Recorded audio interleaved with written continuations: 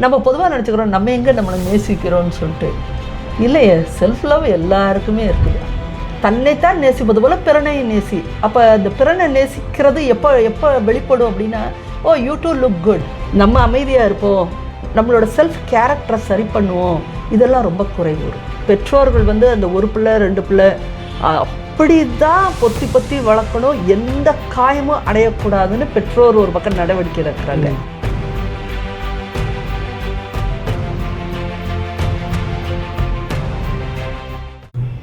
கண்டிப்பாக. இப்போ நீங்கள் அந்த பேரண்டிங் இனி வர காலங்களில் பேரண்டிங் சரியாக இருந்தால் தான் அந்த நீங்கள் முன்னாடி சொன்ன மாதிரி அந்த அதை பிரேக் பண்ணாமல் ப்ராப்பராக சாபக்கேடுன்னு சொல்லலாம், அதை உடைக்கக்கூடிய சக்தியை வந்து பேரண்டிங் தான் இருக்குது. கரெக்டு. அப்போ அதை உடைச்சி அதை வந்து பிள்ளைகளை வந்து கரெக்டாக மோல்டு பண்ணி அந்த அன்பில் வளர்த்து, அந்த அன்புங்கிறது வந்து குடும்பத்துக்கு மட்டும் இல்லை சிஸ்டர், ஒரு சமூகத்துக்குமே வந்து பெரிய ஒரு மாற்றத்தை. தெருவில் எங்கே போனாலும் சமாரித்தன் அன்புலாம் பார்க்குறோம்ல, அது எங்கே போனாலுமே அவங்க எப்படி பேசுகிறாங்க உள்ளுக்குள்ளேயே இருக்கணும்.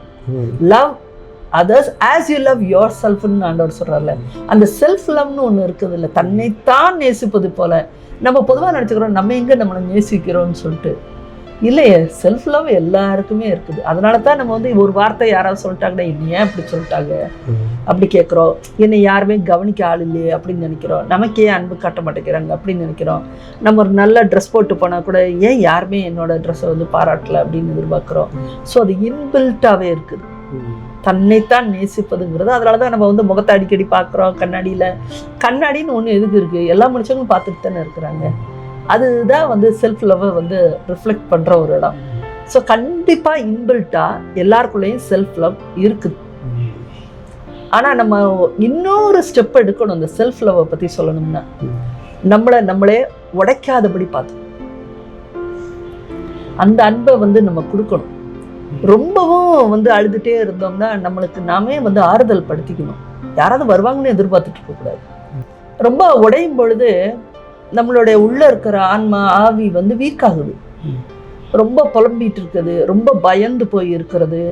யாரோ ஒருத்தர் நம்மளை விட்டு விலகிட்டாங்கன்னா அதுக்காக வந்து ரொம்பவும் உடைஞ்சு இனி என் வாழ்க்கையே இல்லை, நான் எப்படி வாழ போகிறேன், அப்படி ஒன்றுமே கிடையாது. அதுக்கு தான் ஆண்டவர் வந்து செல்ஃப் லவ் வச்சுருக்கிறாரு. அப்போ இல்லை நான் வாழ்ந்து காட்டுவேன், என்னை இவ்வளோ கேவலப்படுத்தினவங்க மத்தியில் என்னால் வாழ முடியும், நானும் படித்து பாஸ் ஆவேன், நானும் வேலைக்கு போய் பெரிய ஆள் ஆவேன், நானும் சம்பாரித்து காட்டுவேன், அந்த ஒரு உறுதி வருது இல்லையா, that comes out of self love. Okay. அப்போ அதை வந்து நீங்கள் அதனுடைய டெஃபினேஷனே வேறு மாதிரி கொடுக்குறத நான் வந்து ஃபீல் பண்ணுறேன். ஏன்னா அதை வந்து நான் வந்து சாதிக்கணும், அது ஒரு சாதனையில் சேர்த்துற மாதிரி தான் இவ்வளோ நாள் நம்ம பார்த்துருக்கோம். அவமானப்படுத்தவங்க முன்னாடி நம்ம எந்திரிச்சு நிற்கணும் அப்படின்றதுலாம். ஆனால் இன்னைக்கு வந்து அதுவே ஒரு அன்பு இருந்தால் தான். அப்படி நீங்கள் சொன்னீங்கன்னா அவன் அப்படி பண்ணிட்டான், நான் அவனுக்கு பதில் கொடுத்து நான் எந்திரிச்சு காமிக்கிறேன், அதை நீங்கள் வந்து செல்ஃப் மோட்டிவேஷன் எடுத்தீங்கன்னா அவனுக்காக தானே செய்கிற மாதிரி ஆயிடுது இல்லையா? ஆனால் முடிவெடுக்கிறப்ப நமக்கு அதான் அந்த இடத்துல தான் அந்த செல்ஃப் லவ் வருது. ஓகே. ஒரு எந்த காரியமாக இருந்தாலும் இப்போ நீங்கள் சொன்ன மாதிரி கண்ணாடியில் நம்ம அழகுபடுத்திக்கிறதுல ஆரம்பித்து எல்லாமே செல்ஃப். ஒரு ட்ரெஸ் வாங்குகிறோம், நல்ல ஷூ வாங்குகிறோம், யாருக்காக வாங்குகிறோம்? நமக்காக வாங்குகிறோம். ஸோ பணம் சேமித்து வைக்கிறது, that is also self love தான். ஏன் எல்லாரும் வந்து ரிட்டையர்மெண்ட் படத்தை கரெக்டாக வச்சுக்கணும்னு நினைக்கிறோம்? செல்ஃப் லவ் தான். இது வந்து இன்பில்ட்டாகவே இருக்குது. நம்மளை பார்த்துக்கணும், நல்ல உணவுகள் எடுக்கணும்னு நினைக்கிறாங்க, செல்ஃப் லவ். அடிக்கடி ஜூஸ் எடுக்கணும், தண்ணி கரெக்டாக குடிக்கணும்னு நினைக்கிறாங்க, செல்ஃப் லவ். ஒரு தடவை ஏதோ பிரச்சனை ஆகிடுச்சு, டாக்டர்கிட்ட போயிட்டு வராங்க, அவர் சொல்கிறாரு சுகர் இருக்குது பார்த்துக்கோங்க, இவ்வளோ தண்ணி நீங்கள் குடிக்கணும், இம்மிடியேட்டாக அவன் எடுக்க ஆரம்பிக்கிறான், that is self love. So little bit of medication or going for the moral இதுக்காக சர்ச்சுக்கு போயிட்டு வர்றது, ஒரு டிசிப்ளினரிக்காக ஸ்கூல்களுக்கு காலேஜுக்கு போயிட்டு வர்றது, everything happens because of self love. Okay. அப்போ எந்த ஆக்டிவிட்டீஸுமே நம்ம பண்ணுறது வந்து ஃபஸ்ட்டு செல்ஃப் லவ். அப்போ நீங்கள் அடுத்த ஃபேஸுக்கு நம்ம போனோன்னா செல்ஃப் லவ்வை தாண்டி இப்போ அடுத்தவங்களுக்கு அதை கொடுக்க போகிறோம். அதான் ஆண்டவர் வந்து 2வது கட்டளையாக கரெக்டாக கொடுப்பே சொல்லினார், தன்னைத்தான் நேசிப்பது போல நீ மற்றவனையும் நேசி. அதே போல தானே அடுத்தவனுக்கு இருக்கும். இப்போ நீங்கள் செல்ஃப் லவ்வை புரிஞ்சுக்கிட்டிங்கன்னா இந்த கட்டளை ரொம்ப சிம்பிளாக புரியும். இப்போ நம்ம வந்து அடிக்கடி வந்து ஃபேஸை கண்ணாடியில் பார்க்குறோம், நல்லா பவுட்ரு போடுறோம், நம்ம நல்லா அழகாக இருக்கணும், ப்ரெசன்டபுளாக இருக்கணும்னு நினச்சிக்கிறோம், தட் இஸ் செல்ஃப் லவ். இப்படி வந்து உட்காரும் பொழுது தன்னைத்தான் நேசிப்பது போல பிறனையும் நேசி. அப்ப அந்த பிறனை நேசிக்கிறது எப்போ எப்போ வெளிப்படும் அப்படின்னா, ஓ யூ டூ லுக் குட், அப்படி ரொம்ப நல்லா இருக்கும் உங்களுக்கு இந்த ட்ரெஸ்ஸு அப்படின்னு அடுத்தவனையும் நம்ம அப்ரிஷியேட் பண்ணும்போது அந்த செல்ஃப் லவோட அடுத்த ஸ்டேஜுக்கு நம்ம போறோம். அப்போ உன்னை போலதானே அவனையும் நீ பாராட்டு, இதுதான் ஆண்டவர் சொல்ற. அவனையும் நீ ஏத்துக்கோ. நம்மளும் நிறைய தப்பு பண்றோமா இல்லையா? நம்ம வந்து ஒரு லீடரா இருக்கலாம், 100 பேரை வந்து மேய்ச்சி கட்டுறவங்களா இருக்கலாம், 3 பேர் முட்டாளு நான் தான் கரெக்டாக செய்கிறேன்னு சொல்லிக்கலாம். ஆனாலும் நம்மளும் எவ்வளோ தப்பு பண்ணுறோம், முட்டாள்தானே நம்மகிட்டே இருக்குது. ஸோ இதை ரியலைஸ் பண்ணணும். இதை ரியலைஸ் பண்ணும்போது அடுத்தவன் தப்பு பண்ணும் பொழுது இட்ஸ் ஓகே, நம்மளும் பண்ணுறோம் அவனும் பண்ணுறான். ஸோ தன்னைத்தான் நேசிப்பது போலங்கிறது வந்து நாட் ஓன்லி இந்த அப்ரிசியேஷன் சைட், நம்மளோட ஃப்ளாஸ், நம்மளோட பலவீனங்கள், நம்மளோட முட்டாள்தனங்கள், தவறுகள், இதையும் நம்ம ஏற்றுக்கொள்றோம். நம்ம உடனே நம்மளை விட்டுட்டு ஓடிடுறோமா? இல்ல அப்படி போக முடியாதுல்ல. நம்ம அப்படி ஏத்துக்கிறதும் இல்லை சுலபமா அதை ஏத்துக்கிறோம்ல. இப்ப வந்து பரீட்சையில வந்து முட்டை மார்க் வாங்கியாச்சு, இல்ல ஃபெயில் ஆயிட்டோம், என்ன பண்ணிட்டோம்? நம்ம ஃபீல் ரொம்ப இருக்குது. அது எது? செல்ஃப் லவ் தான். ஐயோ இப்படி வாங்கிட்டேனே நான் நல்ல மார்க் எடுக்கணும் அப்படிங்கிறது தானே. ஸோ இது எல்லாமே நம்ம மேல இருக்கிற அக்கறையில தான் நமக்கு வருது. அப்போ நம்ம நல்லா மார்க் எடுக்கணும்னு நினைக்கிறப்போ அடுத்தவன் மார்க் எடுக்கிறப்பவும் நம்ம அதை ஏற்றுக்கொள்ளணும். அதை நம்ம ரெசிப்ரகேட் பண்ண ஆரம்பிச்சாலே உலகத்துல வந்து நம்மளை சுத்தி நிறைய பேர் இருப்பாங்க. அப்போ ஒருவேளை நம்ம ரொம்ப குறைவா மார்க் எடுத்திருக்கோம் ஒரு தடவை, அப்புறம் நம்ம படிச்சு முன்னேறிட்டோம். இப்போ ஒரு கட்டத்துக்கு மேல நான் கிளாஸ் ஃபர்ஸ்டா இருக்கிறேன், நல்லா பண்ணிட்டு இருக்கேன். ஆனா டக்குன்னு புதுசா வந்திருக்கிற ஒரு ஆள் வந்து பக்கத்துல இருக்கிறவங்க டக்குன்னு 20 மார்க் தான் எடுக்கிறாங்க, 20% எடுக்கிறாங்க. அப்போ அதை நம்ம எப்படி டீல் பண்ணணும்? அப்போ வந்து நம்ம அவங்களுக்கு ஆறுதல் சொல்றது அதுதான். அவங்களுக்கு சொல்லி நான் ஒரு கட்டத்துல அப்படி வாங்கினேன், அதுக்கப்புறம் நான் படிச்சேன், மேல வந்துட்டேன், யூ ஆல்சோ கேன் டூ, நீனு பண்ணுவேன், எந்திரி. இதுதான் தன்னைத்தான் நேசிப்பது போல பிறனையும் நேசி. அதை விட்டுட்டு இப்போ நம்ம கிளாஸ் ஃபர்ஸ்ட் வந்திருக்கோம், 20 மார்க் தான் எடுத்திருக்கான், பிளேஸ் சேஞ்ச் பண்ணிக்கிட்டா தான் நம்ம இன்னும் படிக்க முடியும். இந்த காலத்துல இது நடக்குது. அந்த ப்ரைடு தான் ஃபர்ஸ்ட் வருது. அவன் கூட பக்கத்துல உட்காந்துருக்கிறதே கேவலம்னு நினைக்கிற காலகட்டம் வந்துருச்சு. இப்போ அன்னைக்கெல்லாம் ஃபர்ஸ்ட் ரேங்க் ஹோல்டர் வந்து ஃபெயிலான பிள்ளை பக்கத்துலேயே உட்காந்துருந்தாங்கல்ல. எங்க கிளாஸ்ல எல்லாம் அப்படி உட்காந்துருந்தாங்க, எல்லாருமே கலந்துதான் உட்காந்துருந்தாங்க. ஆனா இன்னைக்கு நீங்க நினைச்சு பாருங்க, நல்லா படிக்கிற பையன் ஃபர்ஸ்ட் ரோல உட்காந்துருப்பான், அதுக்கு பின்னாடி இருக்க எல்லாம் தரத்துலையா உட்காந்துருக்கும். They don't care. அந்த கிளாஸ் டிவிஷன் அப்படிங்கிறது அங்கேயே உருவாக்குது. பேரண்ட்ஸே வந்து என்ன சொல்றாங்க, என் பையன் அங்கதான் உட்காரணும். எங்க மேல ஒரு நாள் வந்து ஸ்கூல்ல வந்து என் பிள்ளை எங்க உட்காரணும், எங்க அம்மாவுக்கு எந்த கிளாஸ்ல நான் இருக்கேன்னு தெரியாது. ஆனா இன்னைக்கு பேரண்ட்ஸ் போய் பாக்குறாங்கல்ல, பிள்ளைங்க எந்த இடத்துல உட்காருது, ஏன் நீ அங்க உட்கார்ற, இப்படி உட்காரு. டூ மச் ஆஃப் பேரண்டிங்னு சொல்றாங்க. அது வந்து தவறான பேரண்டிங், ஈகோ பேரண்டிங், ப்ரைட்ல இருக்கிற பேரண்டிங், பியர் கம்பேரிசன்ல இருக்கிற பேரண்டிங், அவங்க தான் சொல்லி கொடுக்குறாங்க பிள்ளைகளுக்கும்.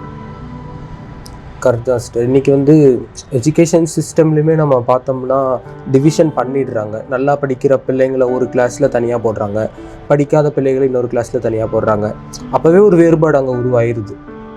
அப்போ அவங்களுக்கே சேர்த்துக்கணும் அப்படிங்கிற எண்ணம் வந்து அங்கேயே உருவாக்க மாட்டுறாங்க. அப்போ அந்த இடத்துலையும் ஒரு தப்பு நடக்குது. அந்த அன்பு வந்து இன்னைக்கு இப்படி பிரிஞ்சு போய் நிற்கிறதுக்கு பேரண்டிங்ல தான் இதை சரி பண்ண முடியும். அந்த பிள்ளைய படிக்கவும் ஊக்கப்படுத்தணும், அதே சமயம் வந்து படிக்காத பிள்ளைகளையும் ஏற்றுக்கொள்ற மனப்பக்குவத்தையும் சொல்லித்தரும். அதனால அப்படி கிடையாது, படிக்காட்டிலும் ஒரு நாள் வாழ்க்கையில அவங்க செட்டில் ஆவாங்க, நல்லா வருவாங்க, அவங்கள நம்ம ஏளனமா பார்க்கக்கூடாது அப்படிங்கிறத ஒரு பெற்றோர் தானே சொல்லித்தர முடியாது. பேச பேச என்ன தோணுதுன்னா, பெற்றோர்களுக்கு தீர்க்கமான சிந்தனைகள் வேணும். நல்ல தீர்க்கமான தெளிவான சிந்தனைகளுடைய பெற்றோர்னால மட்டும்தான் அடுத்த ஜென்ரேஷனை நல்ல முறையில் வளர்க்க முடியும். பெற்றோர்கள் வந்து இப்படிதான் இருக்கணும் அப்படிங்கிறத வந்து அவங்களோட எண்ணங்கள்ல அவங்க ஸ்டாண்டர்டை வந்து நல்ல உயர்வாக வச்சிருந்துருக்கணும். அப்போதான் அதை அவங்களுக்கு ட்ரான்ஸ்ஃபர் பண்ண முடியும்னு சொல்றீங்க. இன்னைக்கு வந்து நம்ம அப்படியே தொடர்ந்து பார்த்தோம்னா அன்பை பற்றி தான் நம்ம பார்த்துட்டே இருக்கிறோம். இவ்வளோ தூரம் நீங்கள் பேசியிருக்கீங்க. இன்னைக்கு இருக்கிற இந்த இளம் தலைமுறையினர்கிட்ட வந்து நம்ம பார்த்தா, நீங்கள் முன்னாடி பேசும்போது சொன்னீங்க ஒருத்தரை வந்து லவ் பண்ணுவாங்க, அவங்களுக்காக உயிரவே கொடுக்குற அளவுக்கு இருப்பாங்கன்னு. ஆனால் இன்னைக்கு வந்து எப்படி இருக்குது, அது வந்து அப்படியே உயிரை கொடுக்கறது யாருக்குமே இல்லை இப்போ. உயிரை கொடுக்குற அன்பெல்லாம் இன்னைக்கு 1:1ங்கிற கணக்குலயே கிடையாது. 1:2 எவ்வளோனே தெரிய மாட்டேங்குது நம்மளுக்கு. Unlimited, really that is unlimited தான். ஏன்னா சோஷியல் மீடியாக்குள்ள மறைஞ்சது மறையாதது தெரிஞ்சது தெரியாததுங்கிற மாதிரி தட் கோஸ் டு இன்ஃபினிட்டி. அப்போ இந்த அளவுக்கு இப்படி பிரிஞ்சிருக்கும் போது எப்படி தான் அவங்க உண்மையான அன்பை வெளிப்படுத்த முடியும்? யார்கிட்ட தான் வெளிப்படுத்துவாங்க? அப்போ இவங்க கடைசி வரைக்கும் யார்கிட்டையுமே வெளிப்படுத்த மாட்டாங்க. அப்போ அவங்களுடைய வாழ்க்கையில் அவங்க மேரேஜ் லைஃபுக்குன்னு இதை கொண்டு போகிறாங்க அப்படின்னா அந்த லைஃப்லேயே அவங்க அப்போ உண்மையாக இருக்க மாட்டாங்க தானே? நீங்கள் பயப்படுற மாதிரி அவங்க மேரேஜை கடலாம் பயப்படல. அவங்க பார்ட்னர் அப்படித்தான் இருப்பாங்க. ஒரே இதுதான். நீ கல்யாணம் பண்ணிட்டாலும் 2 பக்கம் பார்க்கலாம், நானும் 2 பக்கம் பார்க்கலாம். நீ அப்படித்தானே? அப்போ நீ என்னை கொஸ்டின் பண்ண முடியாது. இப்போ அப்படிதான் ஆரம்பிக்கிறாங்க. இப்போ சமீபத்தில் எனக்கு கவுன்சிலிங் எல்லாம் அப்படித்தான் போயிட்டு இருக்கு. அப்ப நீங்க அப்படி கவுன்சிலிங் பார்க்கும்போது அது உங்களுக்கு எப்படி ஸ்டர் இருக்கு? இல்ல பெற்றோர் தான் கொண்டு வந்து விட்டது கவுன்சிலிங்க்கு. இவங்க பிள்ளைகள் நாங்க சரியா தான் இருக்கிறோம். அப்போ என்னப்பா ஃபோன் எடுத்து பார்த்தா ஒரு பொண்ணுக்கே 2 பசங்க இருக்காங்க, கல்யாணம் பண்ணிட்டு. உடனே அந்த பொண்ணு சொல்லுது, அவ ஃபோன் எடுத்து பாருங்க அங்கேயே 4 இருக்குது அப்படிங்கிறாங்க. ஸோ ஷாக் நமக்கு தான், அவங்களுக்கு தெரிஞ்சுதான் இருக்குது. அவங்களுக்கு அது கேஷுவலா தான் இருக்குது. கேட்குற நமக்கு தான் ஷாக் ஆகுது. அப்போ நம்ம இப்படி நீனும் போற அவனும் போற எப்படி வாழ போறீங்க அப்படின்னா நாங்கள் 2 பேரும் ஒன்னா தான் இருப்போம். ஆனால் இது என்னன்னா மேரேஜே இப்போ எப்படி ஆயிடுச்சுன்னா சிச்சுவேஷன்ஷிப் ஆயிடுச்சு. 2 பேர் சேர்ந்து அக்கம்ப்ளிஸ்ன்னு ஒரு வேர்டு உண்டு. திருடன் சேர்ந்து செய்வாங்கல்ல, இதெல்லாம் இந்த மாதிரி கூட்டு திருட்டுக. இப்ப மேரேஜ் கூட்டு திருட்டா மாறிக்கிட்டு வருது. மக்கள் என்னடா புதுசா சிஸ்டர் என்னென்னமோ சொல்றாங்கன்னு நினைப்பீங்க. உண்மைதான். நான் நிறைய கவுன்சிலிங் பண்ணிட்டு இருக்கிறதுனால, நிறைய மக்களோட இன்ட்ராக்ட் பண்றதுனால அடுத்த தலைமுறையினர் என்கிட்ட 90s born கிட்ஸ் நிறைய பேர் நம்ம ஊழியத்தில் இளைஞர்கள் இருக்காங்க. 2000 born கிட்ஸ் வந்தாங்க. 2010க்கு அப்புறம் born கிட்ஸு. இந்த 2010க்கு அப்புறம் இப்போ 15-20 வயசு இல்லை அந்த வயசுக்குள்ள இருக்கிற பிள்ளைகள் அநேகரை நான் பார்க்குறேன். அவங்களோட பிரச்சனைகளை கேட்டறிய பொழுது இப்படி தான் போயிட்டு இருக்குது இன்னைக்கு. ஓகே, அப்போ இப்போ நீங்கள் இப்படி தான் இன்னைக்கு ஜென்ரேஷன் இப்படி தான் போயிட்டுருக்கு சொல்கிறீங்க. அப்போ நம்ம இதை கொஞ்சம் பிப்ளிக்கலாக நம்ம பார்க்கலாம்னு நினைக்கிறேன் சிஸ்டர். அப்போ பிப்ளிக்கலாக நம்ம பார்க்கும்போது தொடக்கத்திலேருந்தே கடவுள் அந்த மாதிரி ஒரு அமைப்பு ஏற்படுத்த விரும்பலை. அவர் 1க்கு 1 அப்படிங்கிறது தான், ஒருத்தர் தான் இன்னைக்கு கடவுள் வச்சிருக்கிறாரு. அப்போ அப்போ இது எல்லாமே கள்ள தொடர்புனுடைய கேட்டகரியில் தான் சிஸ்டர் வருது. அப்போ இது நம்ம தவக்காலம் பேசிகிட்டு இருக்கோம். இந்த மக்கள் திரும்ப கடவுள்கிட்ட வரணும் அப்படின்னா அவங்களுக்கு என்ன வாய்ப்பு இருக்கு? இப்போ இதெல்லாம் எப்படி அவங்க மாத்திக்க முடியும்? கண்டிப்பா ஆல்வேஸ் கிறிஸ்டியானிட்டியில ஹோப் இருக்கு. இயேசுவை நம்புவோருக்கு கண்டிப்பா எதிர்நோக்குன்னு ஒண்ணு இருக்கு. நடக்கும், மாறும் அப்படிங்கிற ஒரு நம்பிக்கை இருக்கு. ஆரம்பத்துல பாத்தீங்கன்னா ஆதாமுக்கு ஏவாளை மட்டுமே ஆண்டவர் கொடுக்கிறார். ஆனா நீங்க அடுத்த ராஜாக்கள் பகுதியில் வரும் பொழுது அவங்க 1:1 இல்லை. ஏன் நடுவுலையே ஆபிரகாம் கதையே பார்க்குறோம் அப்படின்னா அடிமை பெண்ணோடய அவர் இருந்தார், இந்த பக்கம் மனைவியோடய இருந்திருக்காரு. இப்படி இந்த அடிமை பெண்ணோட இருக்கிற ஒரு காலகட்டங்களும் இருந்துச்சு. அதன் பிறகு அரசர்கள் ஆகமத்தெல்லாம் நம்ம பார்க்கும் பொழுது எனது ஒரு 1000 ஒய்ஃப் இருந்துச்சு அப்படிங்கிற கணக்குக்கு போகுது. ஸோ மனித இனம் ஒரு மிருகத்தோட இனம் போல ஒருத்தருக்கு ஒருத்தர் இருக்கிறத மோனோகேமின்னு சொல்லுவாங்க. மோனோகேமிக்கு போய் இப்போ பாலிகேமி, நிறைய கேமி இருக்கு. அது ஒரு தனி டைப் கேட்டகரி. பாலிங்கிறது நிறைய, ஒன்றுக்கு நிறைய பேர், ஒரு பெண் நிறைய பேரை வச்சிருக்கலாம். அந்த கதைகளும் இருக்கு. இப்போ நீங்க ஹிந்து புராண கதையில எல்லாம் ஒன்று இருக்கு இல்லையா, ஒரு பெண் 5 கணவர்கள் அப்படி இருக்கு. அதே மாதிரி ஒரு ஆணுக்கு இவ்வளவு நிறைய பெண்கள் அப்படிங்கிறதும் இருக்கு, பாலிகேமின்னு சொல்லுவாங்க. இதெல்லாம் தொட்டு மனித வரலாற்றுல இருக்கத்தான் செய்யுது. இன்னைக்கு அதெல்லாம் ஒழிச்சு வச்சாங்க, இல்லாட்டி அதை கல்ச்சர் ஏத்துக்கிட்டது, நடுவில் ஏற்றுக்கொள்ளாம இருந்தது. இப்போ ஜென்சி கிட்ஸ் அதை பரவலாக்கிட்டாங்க எல்லா பக்கமே. ஒரு ஃப்ரெண்டா கூட்டிட்டு வந்தானே, ஜஸ்ட் அ ஃப்ரெண்ட், டெக்ஸ்ட் மட்டும். ஆனால் செக்ஷுவலாக டெக்ஸ்ட் பண்ணிக்கிட்டே இருப்பாங்க. ஆனால் அவனோட கமிட்மெண்ட் ஆக மாட்டாங்க. அப்போ டெக்ஸ்வல்ஷிப்னு சொல்கிறாங்க. அதை சும்மா அவனை கூப்பிட்டுக்கிட்டு சும்மா பேசி வைக்கிறது. பிரெட் கிரமிங்னா என்னன்னா, ஒருத்தனோட கமிட் ஆகி இருக்கிறது, ஆனாலும் எதுக்கும் இருக்கட்டும் அப்படின்னு சொல்லி இன்னொன்று சைடில் வச்சுக்கிறது. ஒருவேளை ஓடிட்டானே அதனால் நம்ம இதை பிடிச்சிக்கணும். ஸோ இவங்களுக்கு வந்து பொதுவாக நான் பார்த்ததுல வந்து இது இப்படியே பண்ணும்போது என்ன ஆகுதுன்னா செல்ஃப் கான்ஃபிடன்ஸ் டோட்டல் அவுட்டு. இவங்க தான் யாரையாவது பார்த்து மாற்றி பிடிக்கலான்னு தானே நினைக்கிறாங்க. நம்ம அமைதியாக இருப்போம், நம்மளோட செல்ஃப் கேரக்டரை சரி பண்ணுவோம், இதெல்லாம் ரொம்ப குறைவு வரும். ஸோ கவுன்சிலிங் வரும்பொழுது நான் அதை எப்படி எடுத்துக்கிறேன்னா அவங்கள இந்த செல்ஃப் லவ்க்குள்ளே கரெக்டாக கொண்டு வந்து நிப்பாட்டணும், மாரல்ஸ்குள்ளே நிப்பாட்டணும். இப்படியே தேடி போனாலுமே எவ்வளவு நீங்கள் வகையாக வச்சுக்கோங்க, நிம்மதி கிடைக்கும். ஏன்னா எல்லாருமே அப்படி தானே பழகுறாங்க. அப்போ அவங்களும் ஒரு சுச்சுவேஷனாக வச்சுக்குவாங்க, உடனே கழட்டிட்டு போவாங்க. ஒரு கேப் விழுது பார்த்தீங்களா அந்தந்த இடத்துல, இன்னொரு ஆள் வர்ற வரைக்கும் ஒரு கேப் விழுதுல, அதில் இவங்க நொந்து தானே போயிருப்பாங்க. அப்புறம் வர்றவங்களாலையும் அது ஃபில்லப் ஆகிறது இல்லை. விரிசல் வரும், சண்டை வரும், ஏக்கங்கள் வந்து பூர்த்தியாகாது, மனக்கசப்புகள் வரும், அதனால தான் பிரிவு வருது. அப்புறம் நல்லா பேசிகிட்டு இருக்கவங்களே இன்னொரு ஆள் கிடச்சோன்னா அவங்க போயிடுவாங்க, மன விரக்தி வருது. இது வந்து முழுக்க தன்னுடைய ஆன்மாவை அழித்து கொள்கிற ஒரு காரியம்தான். அப்போ நீங்கள் அவங்க வந்து சொசைட்டியாக இப்படி இருக்குது, கல்ச்சரே இப்படி மாறிட்டு இருக்குன்னு சொன்னாங்கன்னா மொத்தமாகவே அன்னைக்கு இருக்கிற காலகட்டத்தில் இருக்கிற பிள்ளைகள் எல்லாருமே தங்களை அழிச்சுட்டே போகிறாங்கன்னு தான் அர்த்தம். எல்லாருமே தங்களை வந்து தங்களோட ஆன்மாக்களை அவங்க வந்து கரைப்படுத்துறதுலேருந்து ஆரம்பித்து இப்போ காயப்படுத்திக்குவாங்க, ரொம்ப காயப்படுத்துகிறாங்க.